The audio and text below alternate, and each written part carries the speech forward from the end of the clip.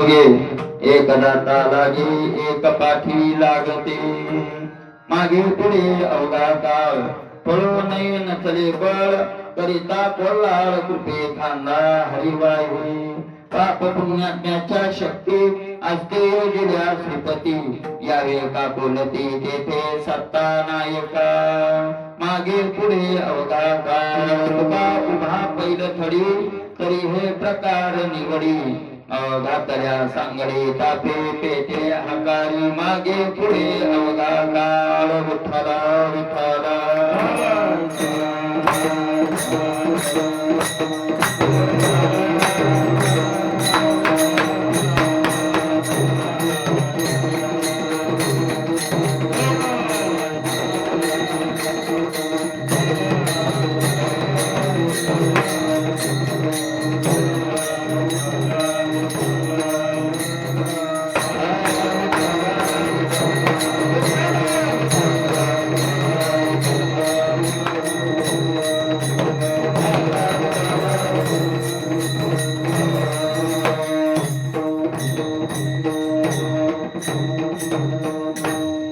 समचरण सरोजं सांद्र नीलांबुदावं जगननिहित पाणी मंडन मंडनानं तरुण तुलसीमाला कन्नडं कंजनेत्रं सदैवला संतरं चिन्तयामि पनुरङ्गाकरु प्रथमानमन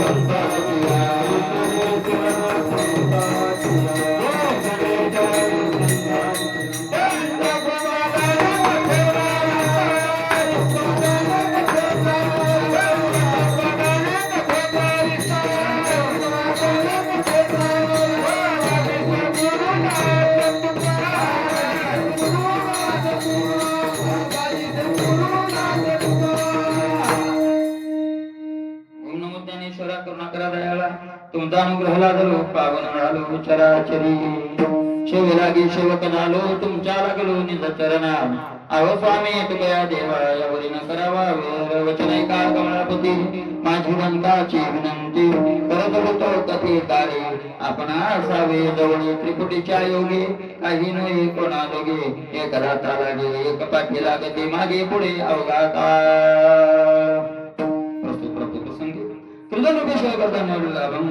श्रीमंत जगद्गुरु तुकोबारायांचा असून या भागामधून जगद्गुरु तुकोबारायण आपल्याला भवसागरातून तरुण जाण्याची अत्यंत महत्वाची एक युक्ती सांगतात.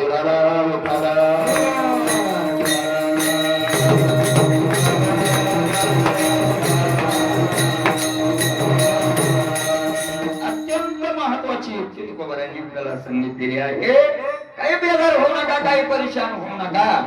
या भवसागरातून तुम्हाला जर खरंच तरुण जायचं असेल, खरंच जर जायचं असेल तर खरंच जर तुम्हाला तरुण जायचं असेल काय परेशान होऊ नका. कोणत्या नाना प्रकारच्या साधनातही बेजार होऊ नका, कोणत्याही साधनात परेशान होऊ नका. कुठेही तुम्ही तुमचं जीवन व्यर्थ घालवू नका. मग काय करा, मला काय असतंय, फळ मिळण्यापेक्षाही फळ मिळणं, फळ तर साधन केल्यावर फळ मिळेल, पण साधन करण्यापेक्षाही महत्वाचं आणि साधन करून फळ मिळवण्यापेक्षाही महत्वाचं आहे रस्ता दाखवणं. विठ्ठला विठ्ठला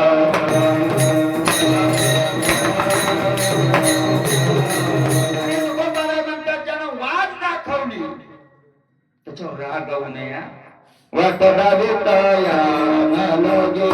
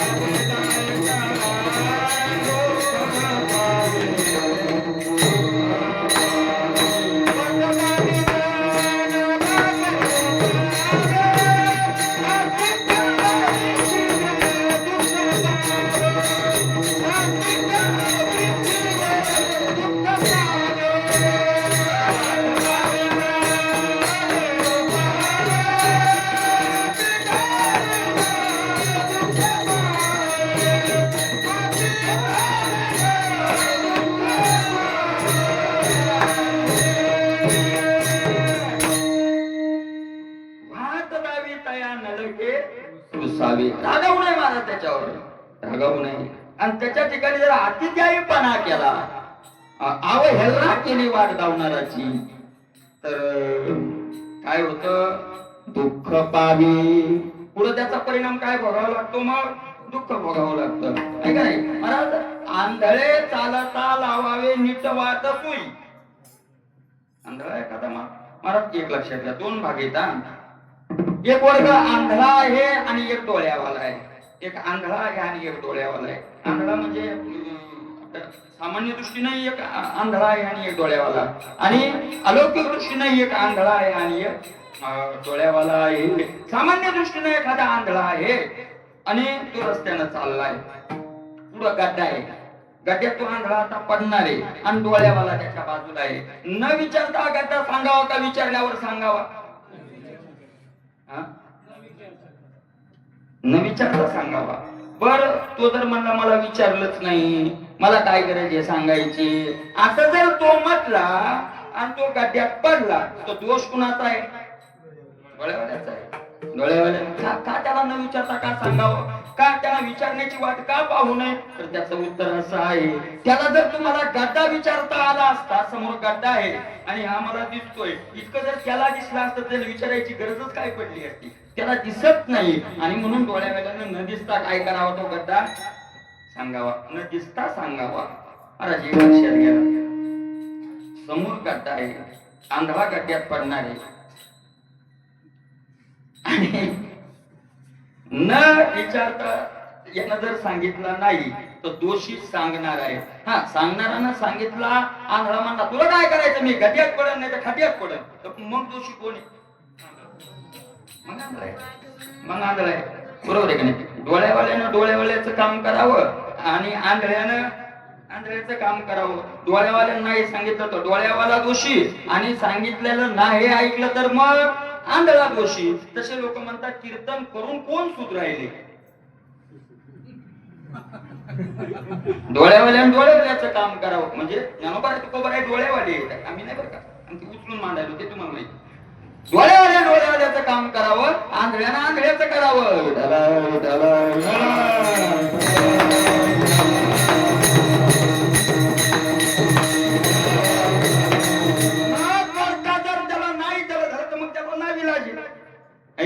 हा झाला सामान्य संतांनी दिलेला दृष्टांत.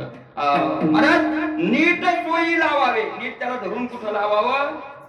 तुकोबाराय काय म्हणतात महाराज? काय तुकोबाराय म्हणतात? देवा काय करू देवा, ऐशी नाही शक्ती, काय करू देवा, ऐशी नाही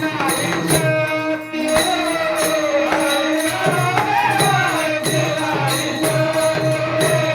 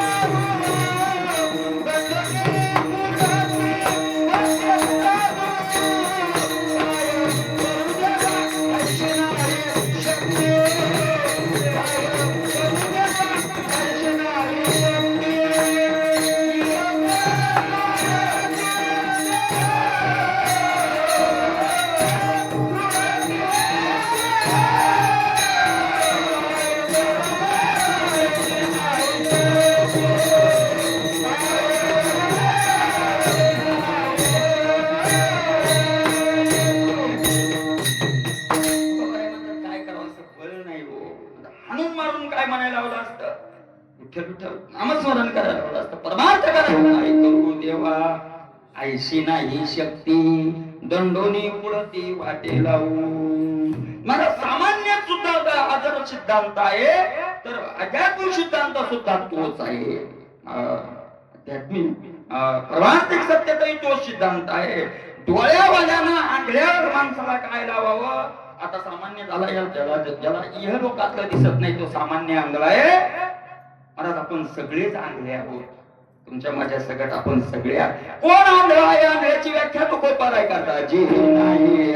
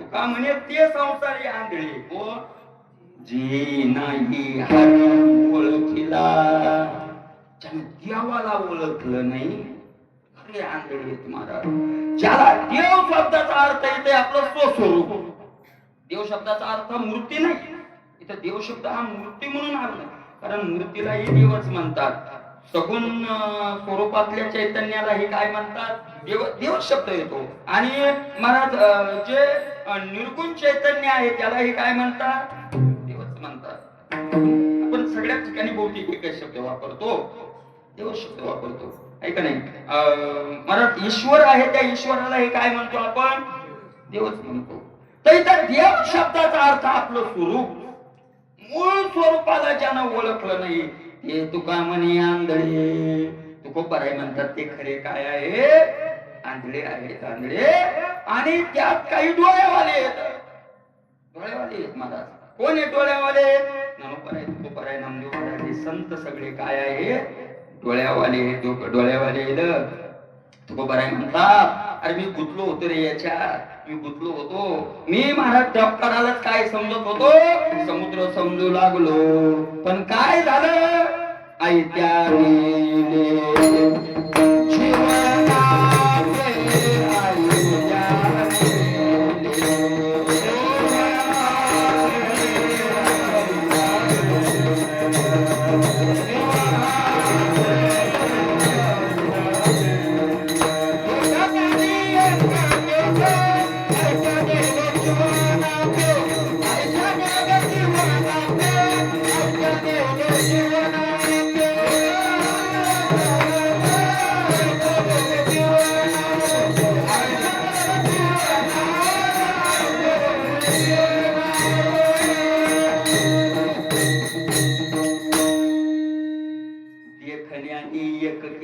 देखना शब्दाचा अर्थ स्वस्वरूपाला जाणणारा देखण्याने एक केले गोदे काठी होता आड करून कोड कौतुके देखण्याने एक केले आणि ते नेले जीवनापे गोदे काठी होता आड गोद्याच्या तीरावरच बारीकसा आड होता आणि त्या आडातच पाणी शोधू शोधू मी पिऊ लागलो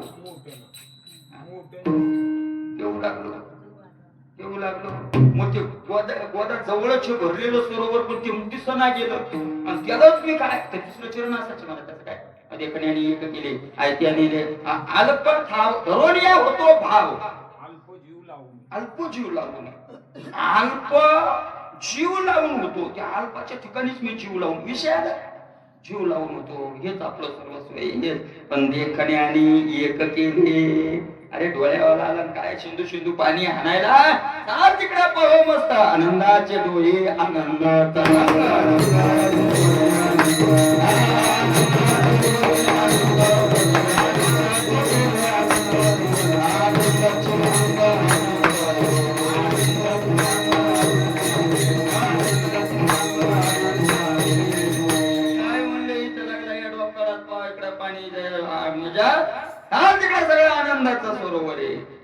देखण्यानं. आणि कोण केलं?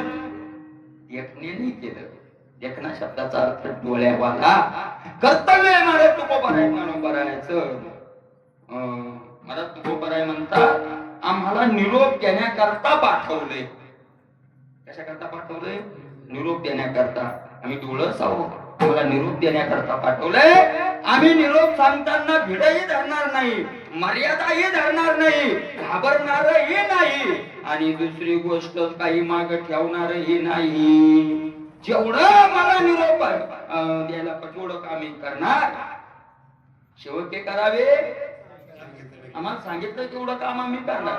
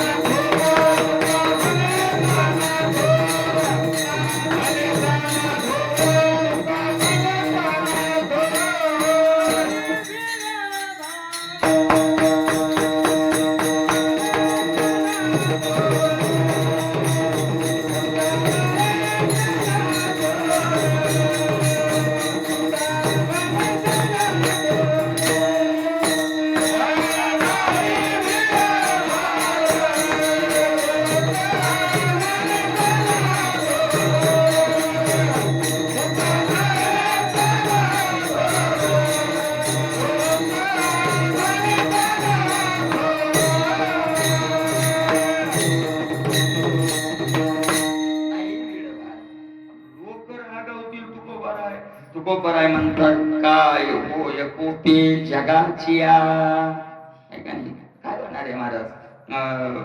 तुका म्हणे मज धाडिले निरोपा, निरोपा धाडिले.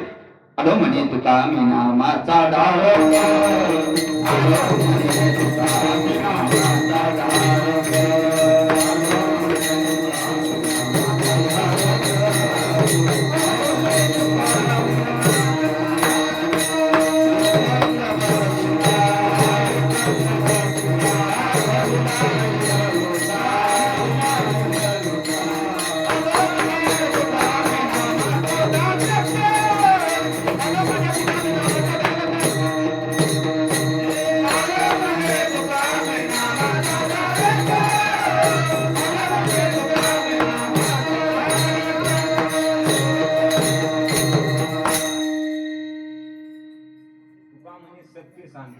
येतील रागे येऊ. काय असते? आलो म्हणे तुका मी नामाचा धारक.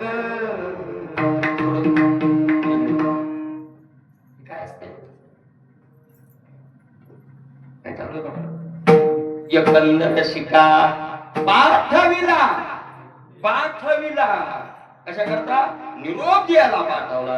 एक लोका मी आलो, म्हणतात मी आलो त्याचा निरोप घेऊन. शिक्का, शिक्का शब्दाचा अर्थ आहे पत्र. पत्र घेऊन मला पाठवलंय, जगाच्या बापान पाठवलंय आणि मी आलोय. आलो म्हणे तुका मी कोण? तुम्ही नामाचा धारक. शिक्का माना रोखा, शिक्का तत्समाना. तुकोबाराय म्हणतात मानावंच लागल तुम्हाला. रोखा न माना का न माना, जतन करा नाक काना. शिकान म्हणी रावण त्याचे केले निसंतान, शिक्का मानी हळहळ केले सर्वांग शीतळ. कोणता शिक्का आहे? तुका म्हणे नाम शिक्का. कोणता शिक्का आहे? नामाचा. निरोप पत्र येते. काहीनं नाही मानलं. तुकोबारायने दोन उदाहरणं दिले. एकानं मानलंय, एकानं नाही मानलं. रावणानं नाही मानलं, त्याचे केले निसंतान. पाणी पाजायला ठेवलं नाही, यत्न नाही, पाणी पियालाच ठेवलं नाही.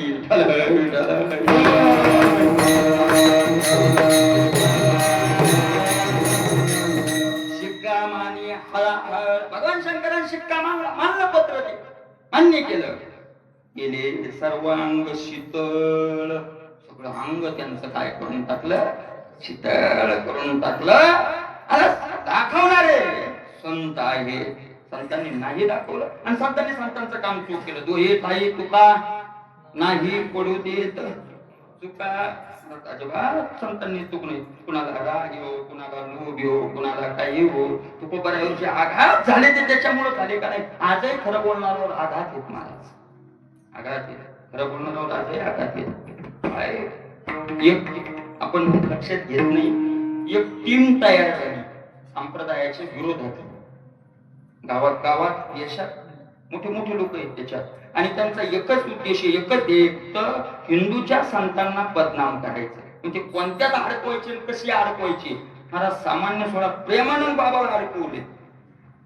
काय त्या महात्म्याचं कोणाशी घेणं देणं, काय घेणं देणं. 20 वर्ष झाले किडण्या जाऊन ते जगाची सेवा करायली. 2 तासाच्या पुढे तो महात्मा झोपत नाही, कोणाला रुपया मागत नाही, कोणाचा काही संबंध नाही, पैशाला जीवनात स्पर्श केलेला नाही, करतही नाही. त्यांना अडकवले. फक्त एक झाले, भगवंताचा अंश, भगवंत साक्षात असल्यामुळं समाज त्यांच्या बाजूने उभा राहिला म्हणून जमले. म्हणून हे मला ते पत्रकार, हे चॅनल फॅनल आहे ना, अधर्मी लोकांनी सगळे विकत घेतले ते, काही नाही. आणि आपल्याला तर असं आहे, फक्त ते इंगळे महाराज गोष्ट सांगायची, पिपळाचं पान पडन म्हणून पिपळ गाव जळालं. एक कोल बसलो होतो पिपळाच्या झाडाखाली, बसलो पुन्हा, पिपळाचं पान पडून दुचकून काय करून वाचलो. आता कोलच ते पळालं. पुढं पळालं तर महाराज ते त्याला हरण भेटलं. अरे काऊन पळायला म्हणे कोल्हे दादा. अरे काय म्हणे तिथून पेटलंय मागून, भाडा भाडा भाडा पळा. पेटलं म्हणल्यावर ते हरण पळालं की त्याला दुसरं डुक्कर भेटलं, त्याला त्याने सांगितलं. कुत्रं भेटलं, त्याला सांगितलं. मला तो हत्ती आला. अरे काऊन पळाय, पेटलंय म्हणे, जळायलंय. पण हत्ती पळाला, तिकडून वाघ आला, सिंह आला, आणि सगळे पळायले. तर कशामुळं, सत्य कोण पाहिले. आपल्याला फक्त एखादी चॅनलवर बातमी येत की आमच्या महाराजानं बलात्कार केला. तो करो का नको, आपण म्हणतो महाराज का करता चांगले राहिले. हो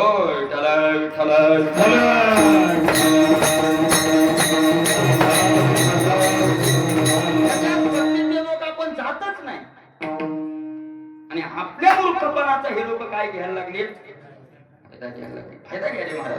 महाराज समाज उभा राहायला एक नवल सांगतो महाराज, भगवंत संतांचं महत्व काय असतं आणि ओरिजिनल संतांचं महत्व. अरे हिंदू त्यांच्या बाजूला उभे राहतील यात नवल नाही. तुम्ही पहा महाराजच्या मोबाईलवर, मुसलमानाच्या स्त्रिया रस्त्यावर उतरल्यात. कोणासाठी, त्या महात्म्यासाठी. मुसलमानाच्या स्त्रियांनी सांगावं, प्रेमानंद बाबाविषयी बोलसाल तर आम्ही आग लावू.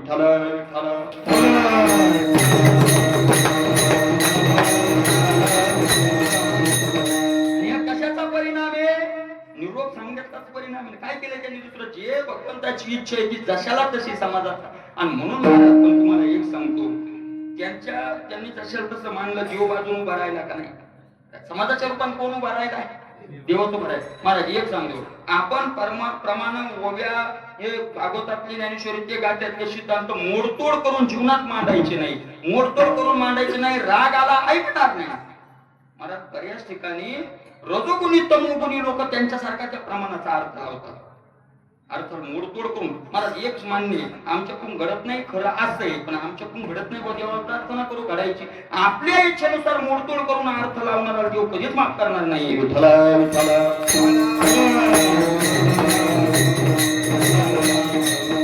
मोडतोड करून लावतात. एक महाराज म्हणे, महाराज त्या तुकोबरायच्या गाठीचे काही अभंगच काढून टाकावं लागतील. कालबाई झाली, कृष्णा होता. म्हणलं अशी मी अगोदर विचारून घेतला, अभंग किती घेत म्हणे 100 सव्वाशे येतो. अभंग गाथातून काय करावं लागतात. त्या काळात ठीक होती म्हणजे, आता ठीक नाही. अवघडचे काय काढून टाकावं लागते, म्हणजे काढून टाकावं लागते. किती अवघड आहे. मी तर त्याचं जिथे जिथे कीर्तन आहे तिथे मी जर भागवताला याला असलो, त्याच्या नंतर असलं ना, आधी लोकांना सांगितलं की असं म्हणतो आपण काढायचे, त्याला विचारा कोण काढायचे. विचार आपलं कर्तव्य आहे सांगणं. महाराज तुम्ही म्हणजे कर्तव्य आहे, आणि मग एखादा मारीन ना, जीव मारलं गेलं तरी हरकत नाही.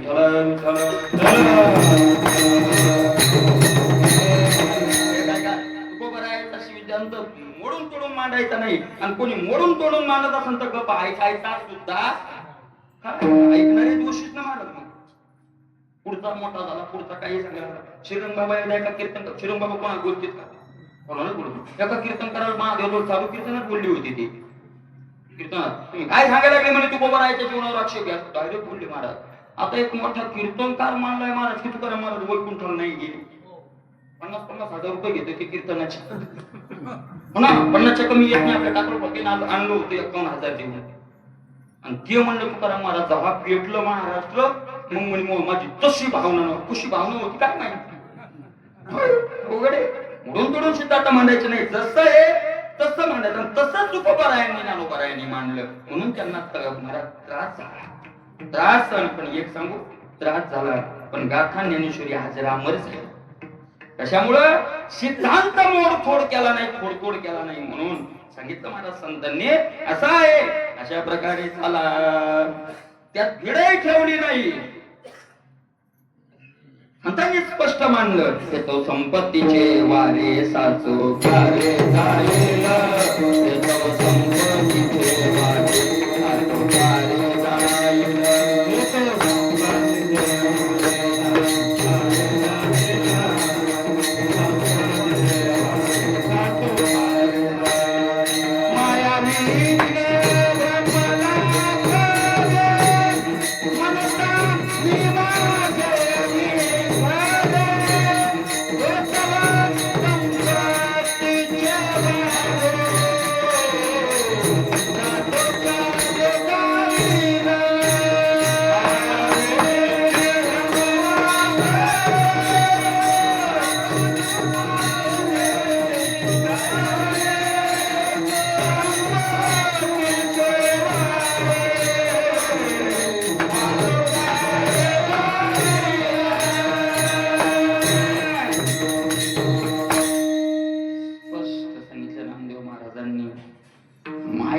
विघ्नात तू अडकलाय. विघ्न म्हटलंय खरंच तू गुतलाय. पण हे तौ संपत्तीचे वारे साचो कारे जाईल उठा जागे वारे प्रमाणे महाराज हे जाणार आहे. अरे एवढंच नाही तुमचा देह सुद्धा जाणार देह जाईल वगैरे सांगितलं. म्हणजे महाराज ठीक आहे सगळं जाणार आहे मग आम्ही काय करावं. तुम्ही एक काम करावं पुन्हा जन्म होणार नाही हे काम करावं. महाराज मनुष्य देहाचं कर्तव्य आहे की पुन्हा आपण जन्माला येऊ नये. यमाची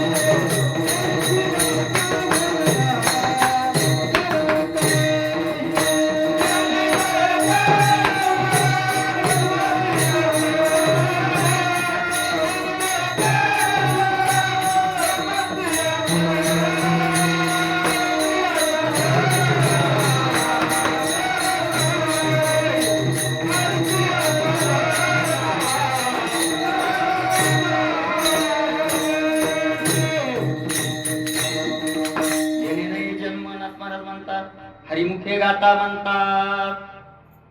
जिने नाही जन्म हरिमुखे गाता म्हणतात. जिने नाही जन्म आणि त्याचं ध्रुपद काय म्हणतात हरिमुखे गाता. हे जेत नाही जन्म यातनाच म्हणतात विठ्ठल विठ्ठल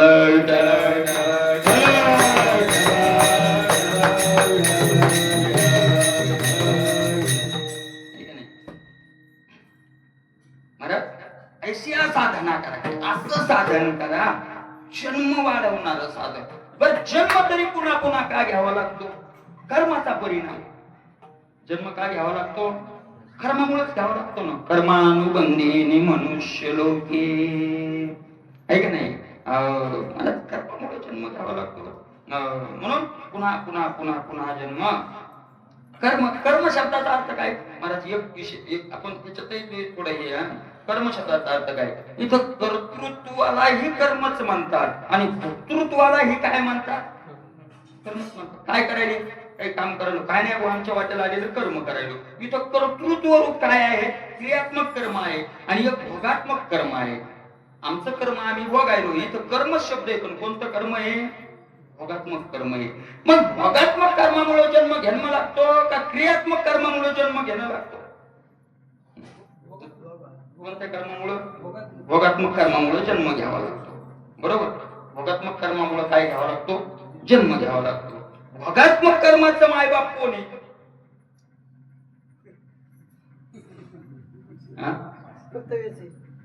भोगात्मक कर्माचे मायबाप कुठून निर्माण झाले? कोण्या खाणी जन्मले? क्रियात्मक कर्म भोगात्मक कर्माचे मायबाप येतात. क्रिया जशी घडली तसं काय झालं? कर्म झालं. आहे का नाही? याच्यावर नाथ महाराजांचं एकच प्रमाणपत्र झालं, केले कर्म झाले, केले झाले भोगा आले.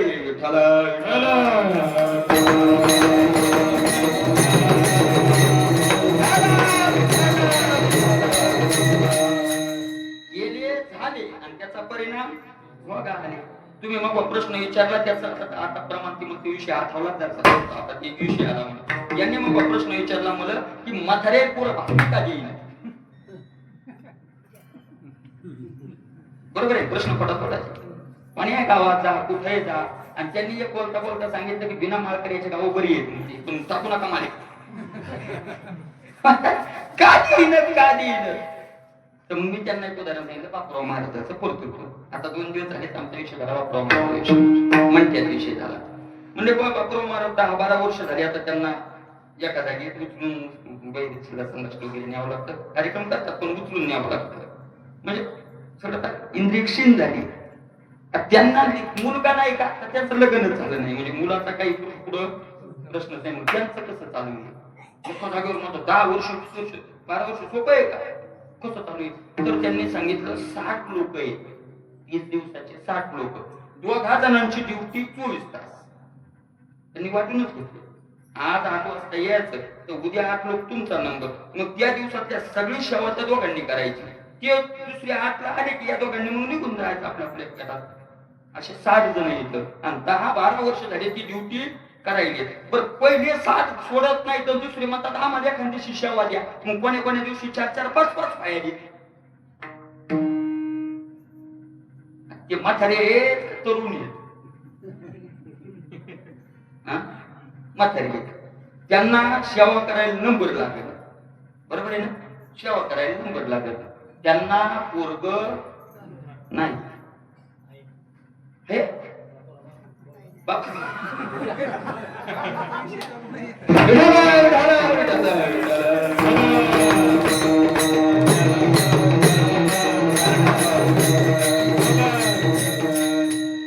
तुम्ही लोक पाहायला नाही गेले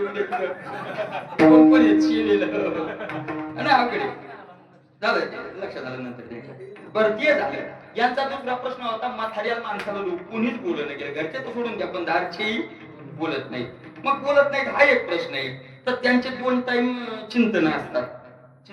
2 टाइम. तर 150 लोक 200 लोक सकाळी येतात आणि संध्याकाळी ड्युटीच्या संपली की 200 लोक येतात. यांना एक बोलत नाही तिथं 2 टाइम 200 लोक म्हणजे 400 लोक दिवसात यायचे. कशाचा परिणाम? केले कर्म झाले. तुम्ही म्हणले आम्हाला लय उशिरा कळाले. तुम्ही लवकर का नाही कळून घेतलं?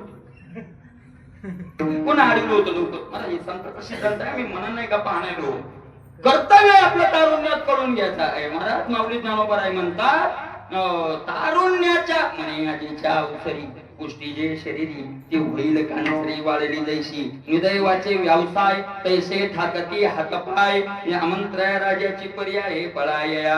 आणि हे कधी दिसतो? तारुण्यात जो पाहतो तो शहाणा आहे.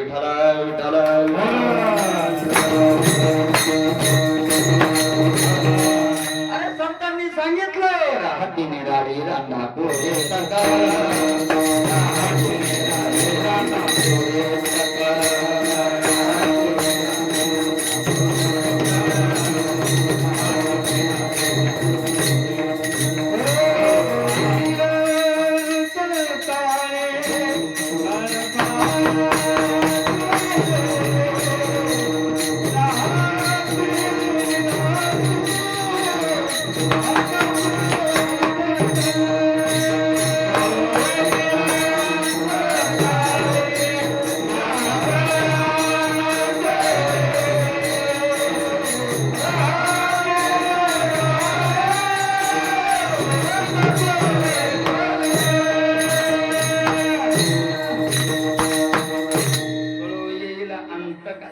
अगोदर सांगितलंय ना, या अगोदर सांगितलं ना, पैसा म्हणजे महाराज आम्हाला सगळे सांगतात ना महाराज. काय जोवरी चाले धंदा तो बहीण म्हणे, धनवंता लागी सर्व मान्यता हे जगी, माता पिता बंधुजन सर्व मानिती वचन, जो सुखी आहे का नाही. जोरी चाले धंदा बहीण म्हणे दादा दादा म्हणजे पण कौरव दादा म्हणे, जोरी चाले धंदा म्हणजे दादा म्हणे. म्हणजे मला बहीण तौरक म्हणती, माय बाबा तौरक मानता, तौरक लोकही मानता, बहीण मानती. बायको नाही तसं करायची. अर्धांगिरी आहे ना ती, अर्धांगिरी ना, अर्धांगिरी ना. तू को बराय म्हणता शृंगार भूषणे कांता लवे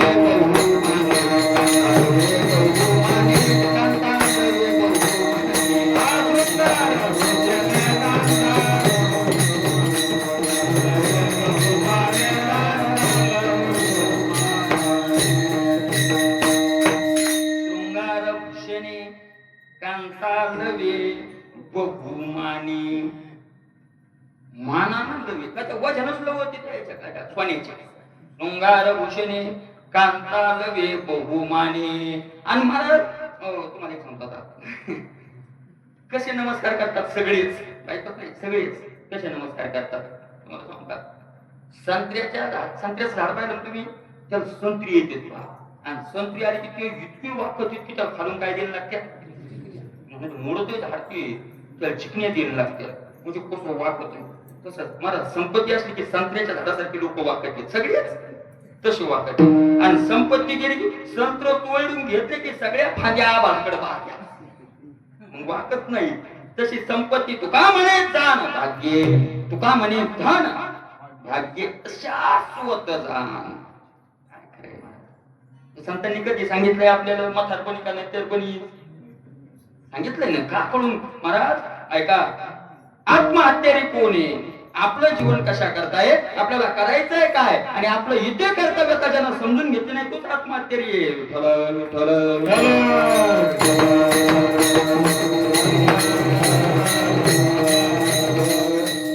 ऐसा नमन करी जो मृत्यू चिंता, त्यारे घातकी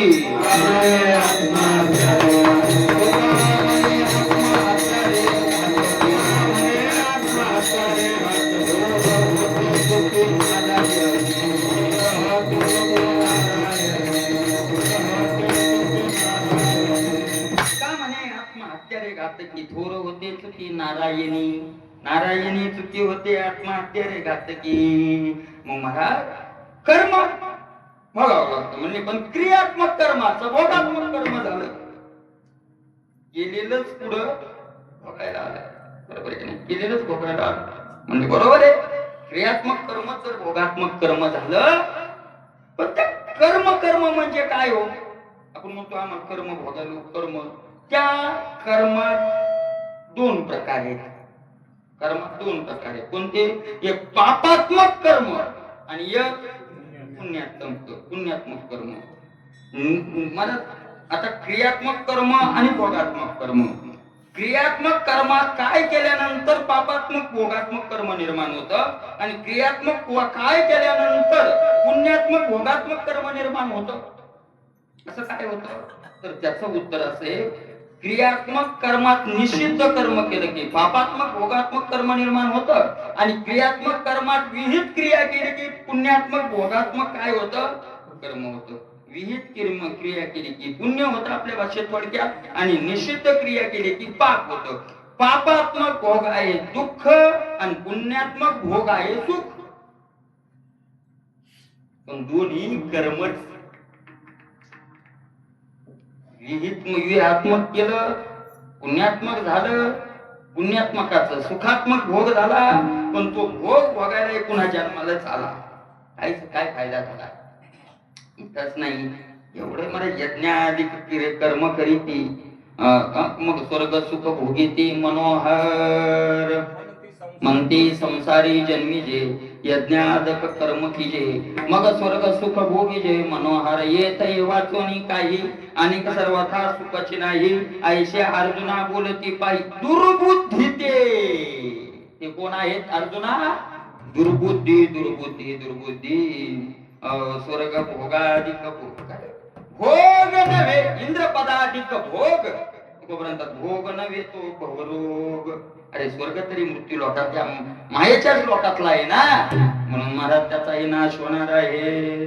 अशा प्रकारे मग काय करावं लागेल पाप पुण्यातीत व्हावं लागेल. जर जन्म घ्यायचा असेल तर पापही जसं घातक आहे तेवढंच काय घातक आहे पुण्य घातक आहे. संतांचं वर्णन करत असताना लागो निधी पाप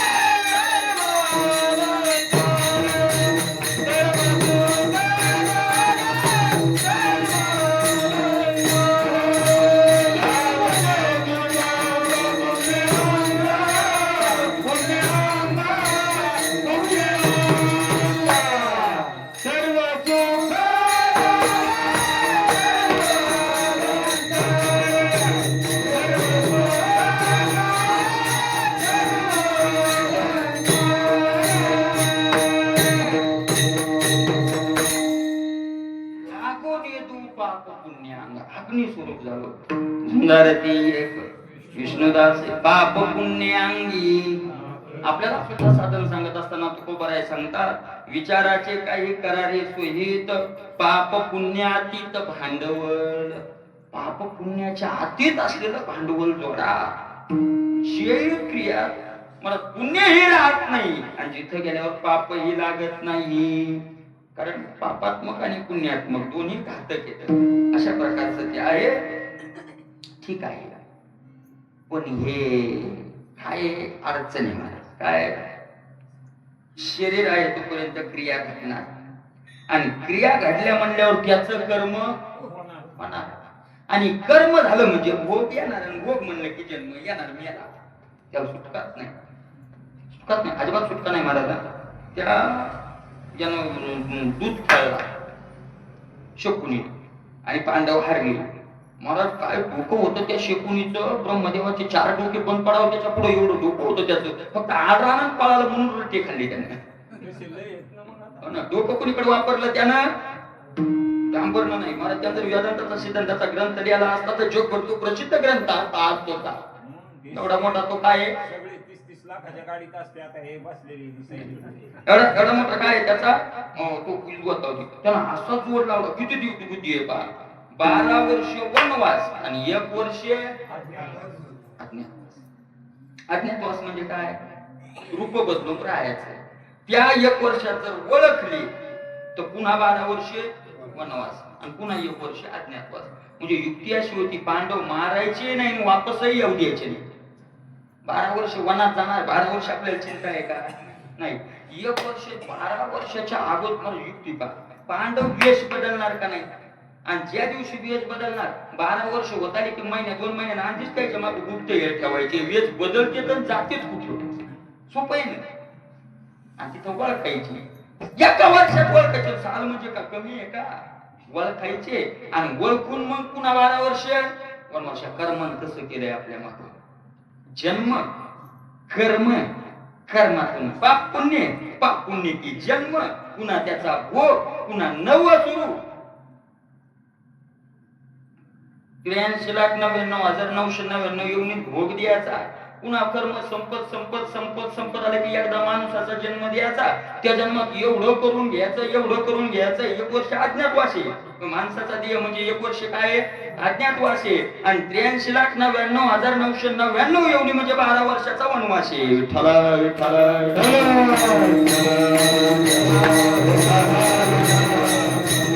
बरोबर आहे का नाही? कर्मला असं जो आपल्यावर घात घातलाय मला ज्ञानोबा म्हणताय, मग तयाची सारिखे असंभाळे पाप पिके, जे जन्म कोटी दुःखे भोगी जीव.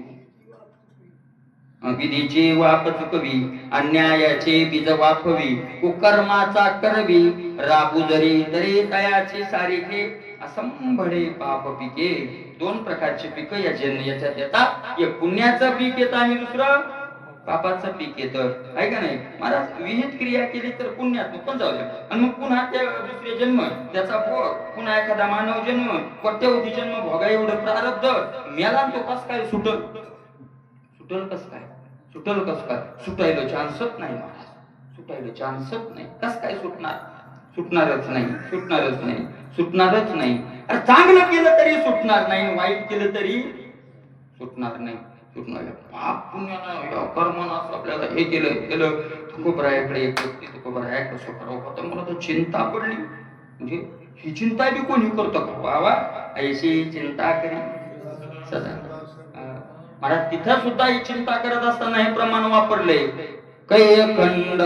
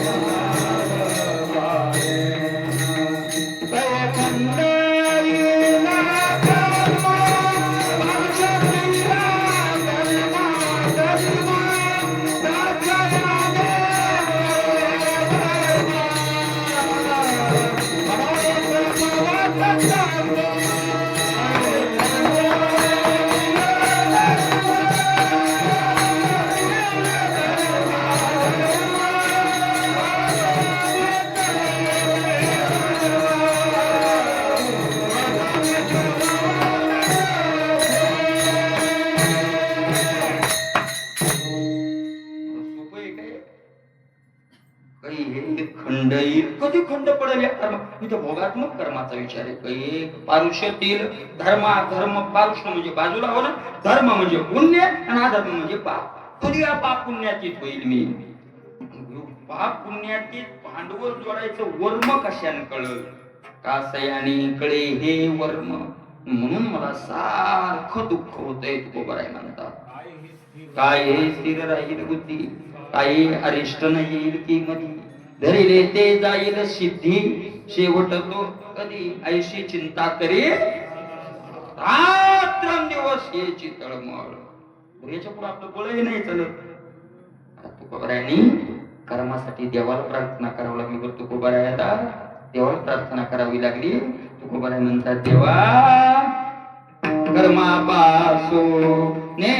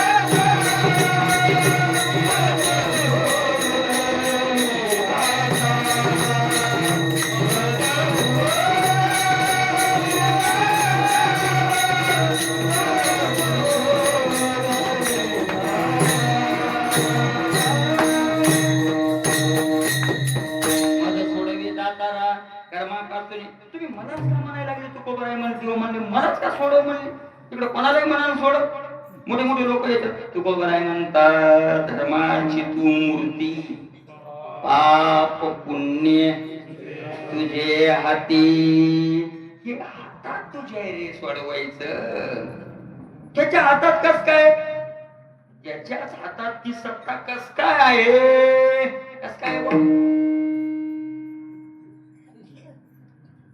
पाप पुण्याच्या जाती पाप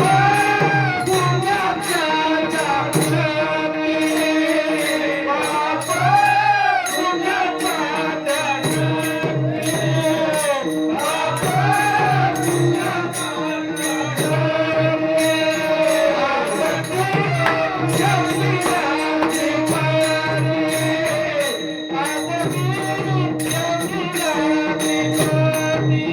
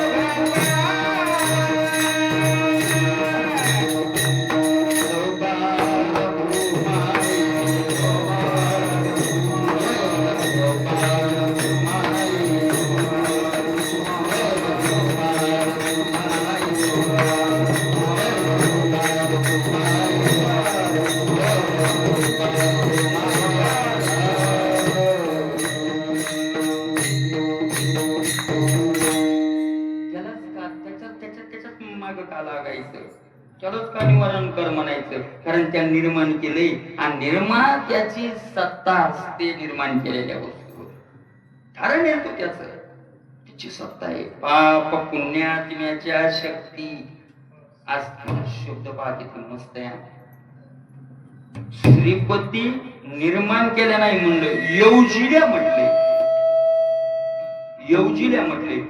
जसे 12 वर्ष वनवास आणि 1 वर्ष अज्ञातवासाची योजना शकुनीनं केली होती तसं मनुष्य देहात कर्म पुन्हा 83,99,999 जन्म आणि पुन्हा मनुष्य पुन्हा कर्म ही योजना कोण केली असती योजिल्या श्रीपती योजिल्या असती म्हणजे आहे श्री म्हणजे लक्ष्मी आणि पती म्हणजे मालक त्यानं काय केल्या घ्या योजना करून ठेवली मरा म्हणजे तिकडे जन्म घ्या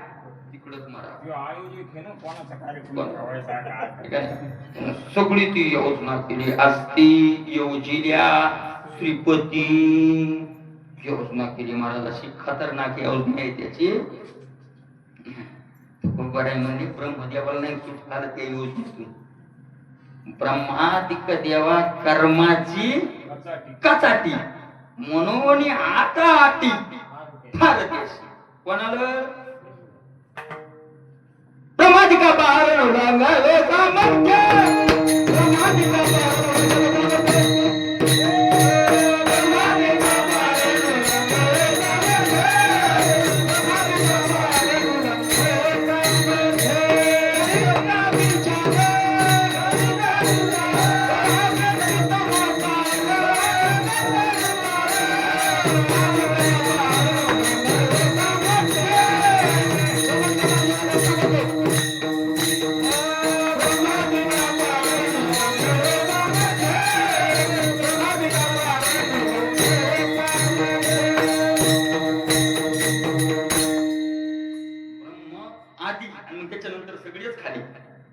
समाधिका पार नुलंघवे. स्वसामर्थ्यानं याच्यातून पार होणं ब्रह्मदेवाला नाही जमत. तर अकर्मा काय लक्षण हे विचारिता विचक्षण. विचक्षण शब्दाचा अर्थ आहे ज्ञानी बुद्धिमान. जे गुंताड्यात पडले आपल्याकडे एकच पर्याय, सोप्पा पर्याय, काही घाबरायचं नाही. यावे काकुलती. माय बाबा पाया पडतो बाबा, याच्यातून सोडवले पाया पडतो. म्हणजे काकुलत्या समोरून म्हणून येऊ नये. काकुलतीला कोण येतो बरं? त्याचं स्वसामर्थ्यानं बळ चालत नाही, तो काय येत असतो? काकुलती कसं यावं लागतं माहिती? शिष्य गुरु शिष्य भजन करायला 12 वर्ष झाले भजन करायला देव भेटन. ती म्हणली तर काकुलती त्याची धावा कर, तळमळ कर. आणि तुम्हाला लय तळमळ लय धावा करायला पण जमच ना. बरं पाहू म्हणले पुढे पुढे. सकाळची वेळ होती, चल म्हणजे गंगून स्नान आली. गेले गुरु शिष्य स्नानाला. मग गुरु आता भला जामदार चढल, शिष्य जरा कमी ताकदीचा. आंघोळ केली, मला शिष्य आंघोळ करायला पूर्ण जे ठरलं त्याला जीवन करून आपलं पाण्यात. शिष्य म्हणाला 7-8 घंटे. 7-8 घंटे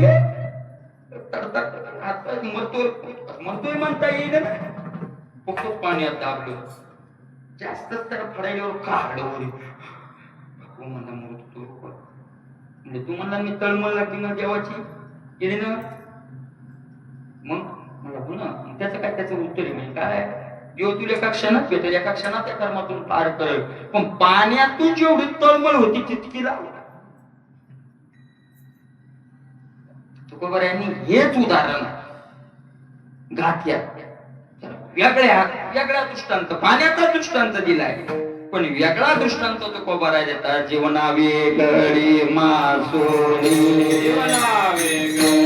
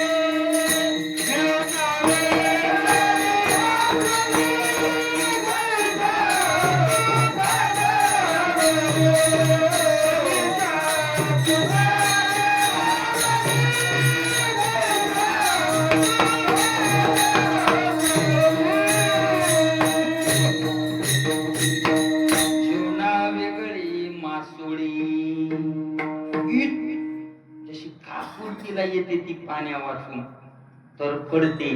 तसं देवा पुढे काय व्हावं लागतं? काकुलतीला यावं लागतं. किती काकुलतीला येतात महाराज संत. जो अनन्य भावेमध्ये शरण त्याची निवारी मी जन्म मरते. शरण्य पीछे काकुलतीला यावं लागतं महाराज. काकुलतीला किती काकुलतीला येतात संत. बहुतेक करून काकड्यात अभंगच अशी येते की देवाकडे काय करणारे येत. काकुलतीला येणारे काकुलतीला येणारे ना. सकाळी सकाळी देवाकडे देवा कागा सासुरवासी मज केले भगवंता. कागा केवलवाना केलो दिनाचा दिन, दिनाचा दिन. काय तुझी हिन, काय तुझी हिन शक्ती झाली शे दिशे. काय का विठोबा तुझ आता म्हणावे. सगळ्या बाजूला महाराज किती काकुलतीला येतात संत. लाज वाटते मना तुझा म्हणविता दास. ऐक नाही गोडी नाही रस, गोडी नाही रस बोलिया सारिकी. महाराज संताकडं काकुलतीला येतात. किती काकुलतीला आले. जीवन गेलं तुकोबारायचा गाथा वाचा. तुकोबाराय गाथा वाचल्यावर कळतं महाराज तुकोबराने एवढी काकुलती क्यू भाकली देवाकडं. सारखे रात्रंदिवस तुकोबरा एकाच ध्यासात होते, कृपा करावी कृपा करावी. आम्ही देवा शक्ती हिने आम्ही देवा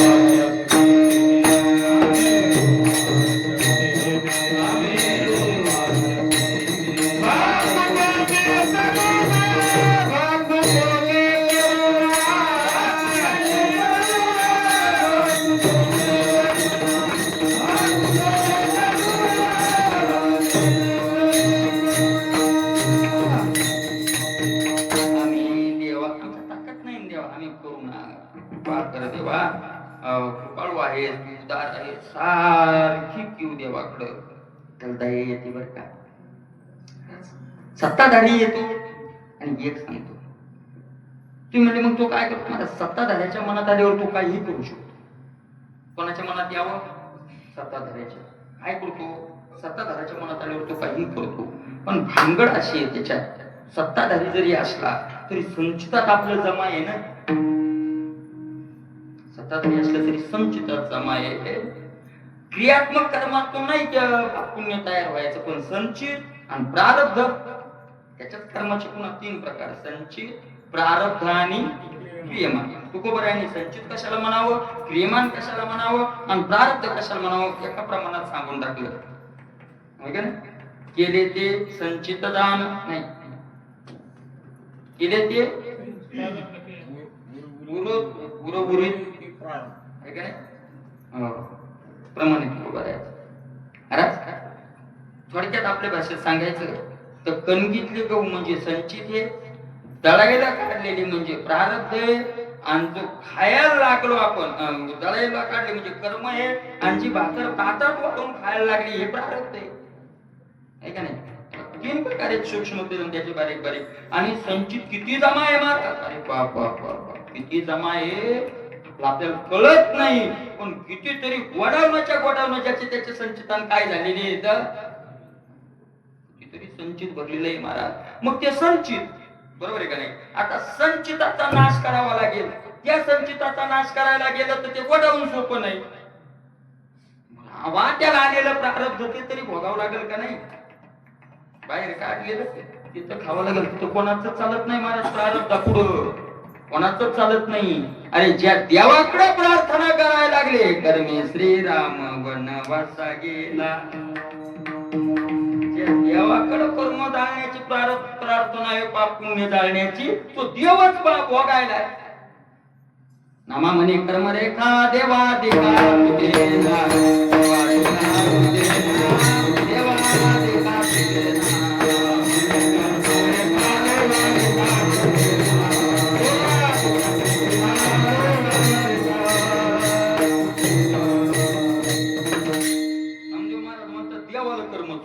चला कर्म चुकतंय महाराज. कोणाला चुकलंय, अरे देवाला चुकलं नाही, देवाच्या बापाला चुकलं नाही, देवाच्या बायकोला चुकलं नाही. दशरथ चुकलं कर्म, मिळाला कर्मनच मिळाला ना. रावण म्हणते मिळाला, बरं रावण मोरते तुला रामचा होता, दुष्टही होता. पण दशरथ बरं जाऊ द्या, दशरथाचं मथाड पथाड सोडून दे.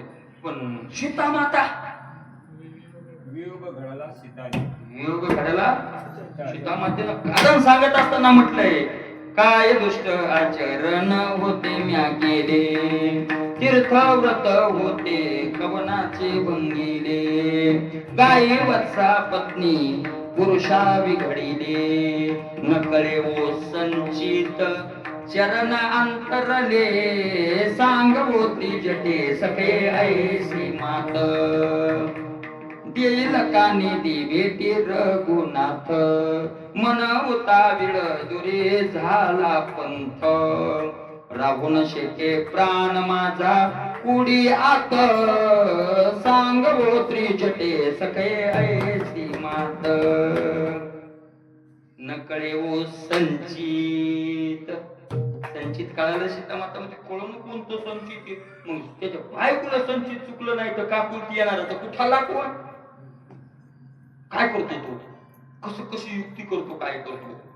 त्याच ते मला जे काय ज्ञानोबरायाचा सरळ सिद्धांत आहे. राणी दुखिया दुखी भेटले नातरी सरोवर आटले. राणी दुखिया दुखी भेटले का वांज फुली फुलले झाड जैसे. बरोबर आहे का नाही? दुखी दुखी भेटतात याचं त्याला कर्म. कृष्णाला तरी कुठं कर्म चुकलंय महाराज? चुकलंय कृष्णाला कर्म? चुकलं नाही महाराज. पाने विंधीला कोण? शारंधर झाला पुरंदर. सहस्रनयन पाने विंधिला शारंग. कर्मनं झालं का? कर्म रे खारे टळे ना. कर्म रे खारे टळे ना.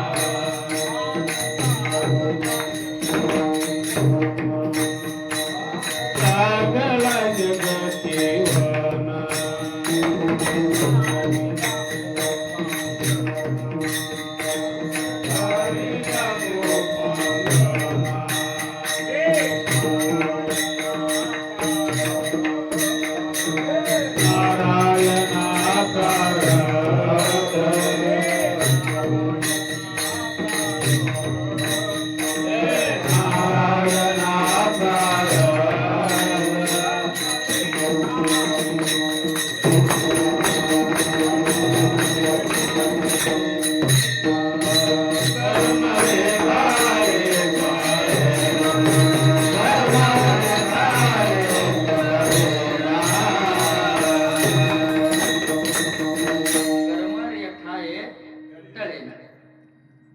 बाण लागला जगत जीवन. जगजीवना बाण लागला.